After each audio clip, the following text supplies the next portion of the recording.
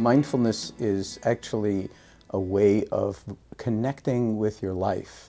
And it's something that doesn't involve a lot of energy. It involves kind of cultivating attention in a particular way. So the way I define it is it's paying attention on purpose in the present moment, non-judgmentally. And then I like to add sometimes as if your life depended on it, because it does.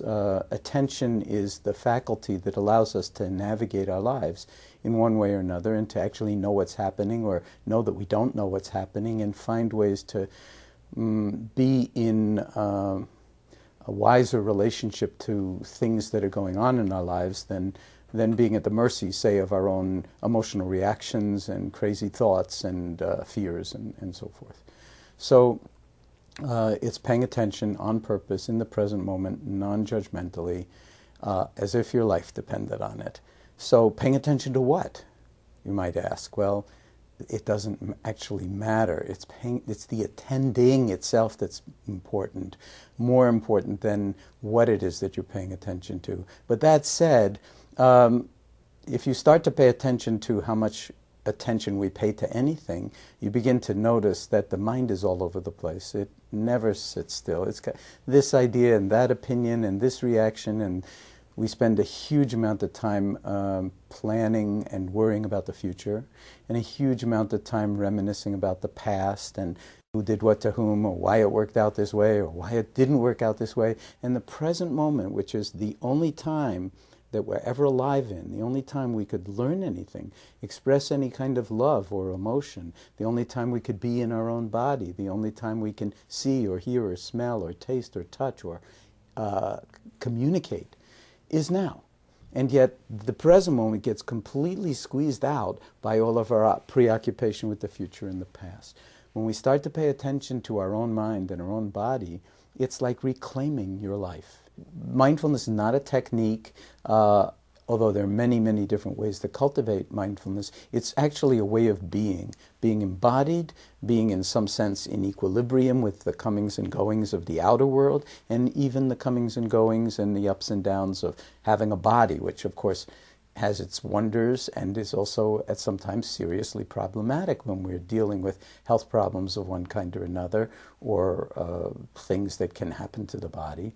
And as long as we have this capacity for awareness, why not develop it? Much of the time, if you think about our educational system and how we grow up, we are trained more and more and more to get into thinking. And thinking is wonderful stuff, very powerful.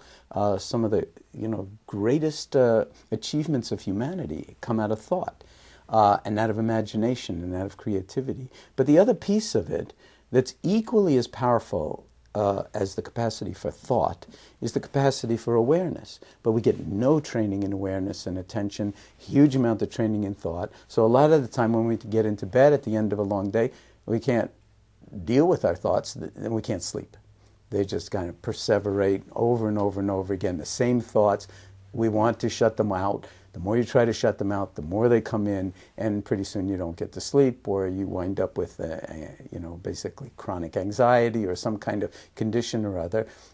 Depressive rumination can spiral you into depression, a little bit of sadness, and then that triggers this kind of perseverating constantly, what's wrong with me? Why don't people like me? Why didn't she look at me? Whatever it is, these are all thoughts. I'm no good. I'm too old. My life it's all downhill from here. All of those things, they're only thoughts, but most of the time we think of them as the truth.